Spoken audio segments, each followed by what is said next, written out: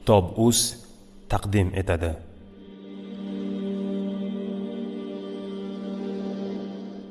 Alloh taologa yetishish asoslari. 7-asos. Uying seni sig'dirsin. Rasululloh sallallohu alayhi va sallam najot haqida so'ragan odamga: tilingga mahkam bo'l, uying seni sig'dirsin, gunohlaring uchun yig'la deganlar.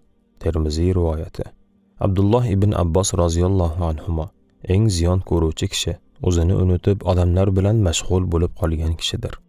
Undan ham ko'proq ziyon ko'rguvchi kishi esa Allohni unutib o'zi bilan mashg'ul bo'lib qolgan kishidir degan.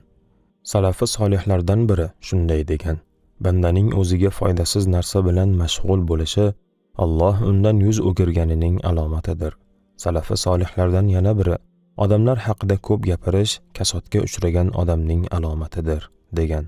Ibnul Javziy aytadi: agar nafsingiz odamlarga aralashishni yoqtirib qolganini va xilvatda yolg'izlikdan siqilayotganini ko'rsangiz, bilingki Alloh uchun amal qilishga siz loyiq emassiz.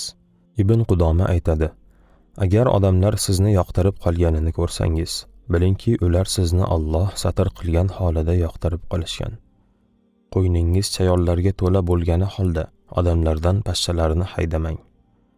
Odamlar bilan mashg'ul bo'lib qolish zamonamizning musibatidir. Axborot vositalari, gazetalar, jurnallar va televizor bilan mashg'ul bo'lish Allohdan boshqasi bilan mashg'ul bo'lish bobidandir. Ming afsuski, ba'zi birodarlar televizor olishyapti. Bu esa mag'lubiyatdir. Mag'lubiyat. Ulamolar harom deb bilgan narsangni o'zingga halol qilib olishing fitnadir deyishgan. Avval aytganimizdek, televizorni harom deb e'tiqod qilgan odam bir kun kelib uyiga televizor olib kelsa, demak u fitnalangandir. U aytishi mumkin: men yangiliklarni kuzatish uchun, dunyodagi hodisalardan xabardor bo'lish uchun, ba'zi foydali kanallarni tomosha qilish uchun televizor oldim, deyishi mumkin. Bilingki ey birodar, bugungi kunda to'xtamay yangilik dasturlarini tomosha qilib o'tirish fitnadir. Ha, fitnadir. Chunki siz o'zingizni unutib, dunyo bilan mashg'ul bo'lasiz. Birodarlar, yangiliklar manbalarida Falastindagi hodisalarni kuzatishga kelsak, Allohim ulardan g'am tashvishni ketkaz. Allohim yahudlardan qasos ol va ularni tezda yakson qil.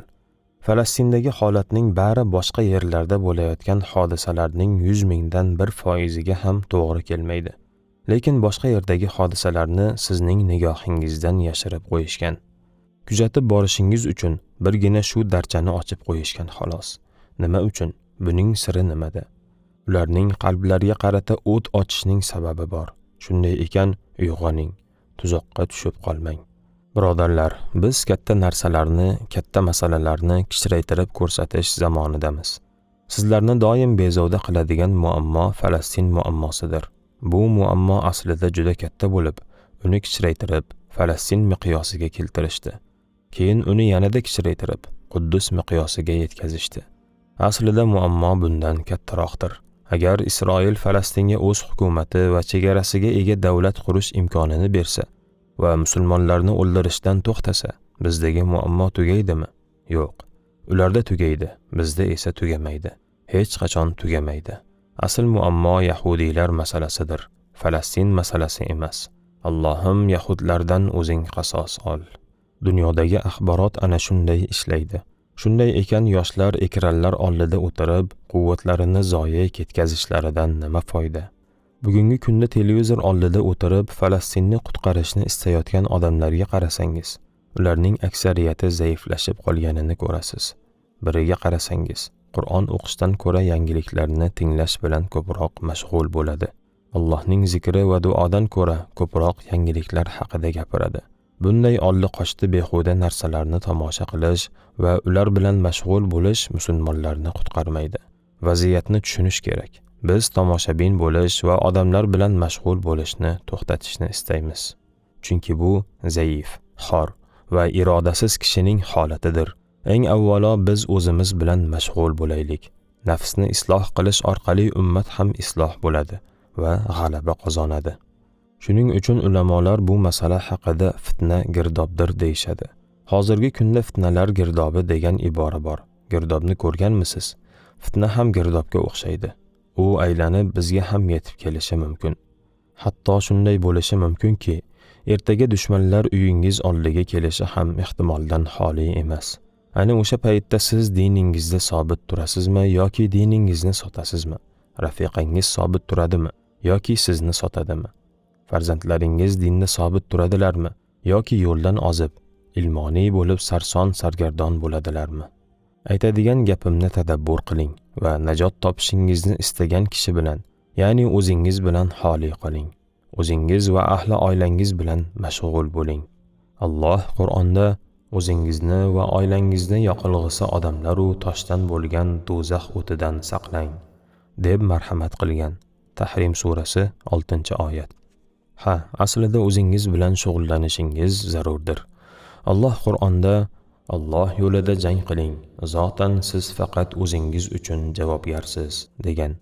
Niso surasi 84-oyat. Boshqa bir oyatda hech bir ko'taruvchi, ya'ni gunohkor jon o'zga jonning yukini, ya'ni gunohni ko'tarmas degan.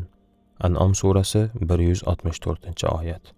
Demak, islomdagi asos shuki, eng avvalo o'zingizni qutqaring. Ey aziz birodarim, sizga ochiq-oydin, keskin savol beraman. Qat'iy javob bering. Alloh bilan munosabatingiz qanday? Hoziroq aytingchi. Ayni paytda Alloh sizdan rozimi? Faqat rost javob bering. Agar bugun shu lahzada o'lsangiz, jannatda payg'ambarimiz Muhammad sallallohu alayhi va sallam bilan birga bo'laman deb o'ylaysizmi? Men aynan shu masalani nazarda tutgan edim. Sizning asosiy masalangiz o'zingiz bo'lishi kerak. Robbingizni roziligi esa asosiy mavzuingiz bo'lishi lozim. Ha, ey yoshlar, hammamiz bandmiz, lekin bizni mashg'ul qilgan narsaning 99% Alloh taolodan boshqa narsadir. Ushbu 99% vaqtda Alloh bilan emas, o'zimiz bilan mashg'ul bo'lamiz.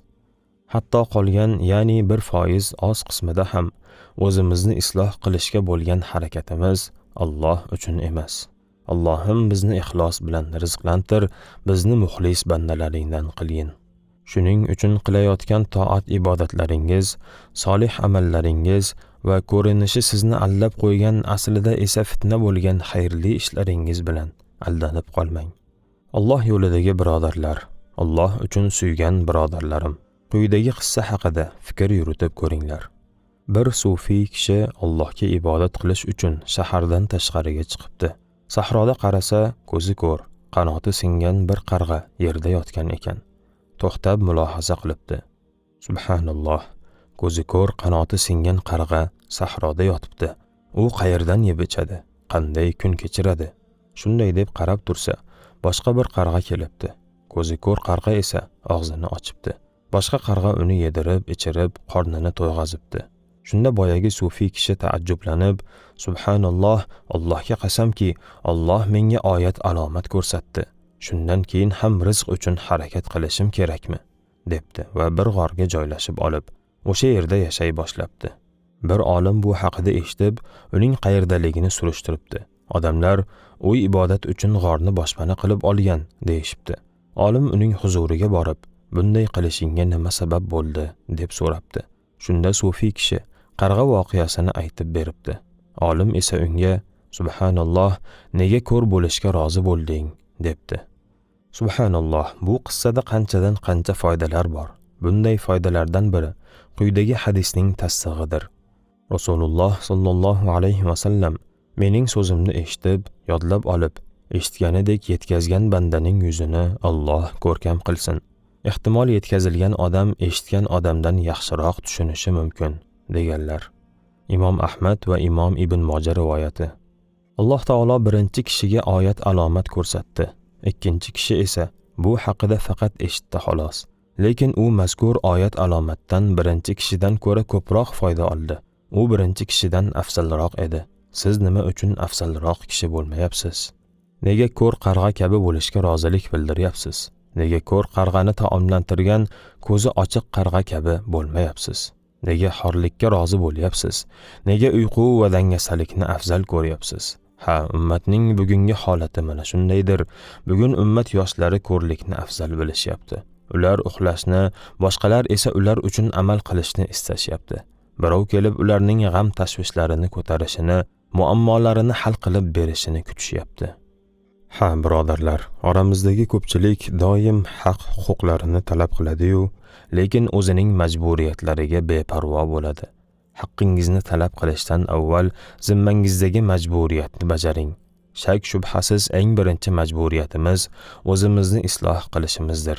Ming afsuslar bo'lsinki, ba'zi birodarlar bilan o'tirsangiz, ulardan biri men falonchi birodarimdan xavotirdaman. Mana necha kundirki bomdod namoziga chiqmay qo'ydi, deydi. Men unga siz o'zingizdan xavotirlaning deyman. Ha, to'g'ri, birodarlarimizdan xavotirlanishimizning yomon tarafi yo'q, lekin biz ularning ayblari bilan mashg'ul bo'lib qolmasligimiz kerak. Zero Rasululloh sallallohu alayhi vasallam sizlardan biringiz birodarining ko'zidagi hasni ko'radi, lekin o'zining ko'zidagi xodani ko'rmaydi deganlar. Ibn Hibbon va Buxoriy rivoyatlari. Ey birodarlar, agar falonchi birodarimdan xavotirdaman degan so'zingizga sodiq bo'lsangiz, maxfiy ravishda uning huzuriga boring, uni izlab toping. Ehtimol u og'ir ahvolga tushib qolgandir. Ehtimol uning biror uzri bordir. Uning yoniga boring, namozga turishiga yordam bering. Unday qilolmasangiz, hech bo'lmasa, uni yomonligingizdan asrang. Uning zarariga shaytonga yordam bermang. O'zingiz bilan mashg'ul bo'ling, chunki bu siz uchun yaxshiroqdir. O'zingizni isloh etishni va Alloh taologa toat qilishni lozim tuting. O'zingizni isloh qilish haqida qayg'uring. Zero bu muhim asoslardan biridir. Uyingiz sizni sig'dirsin. Qalbingizni isloh etish bilan mashg'ul bo'ling.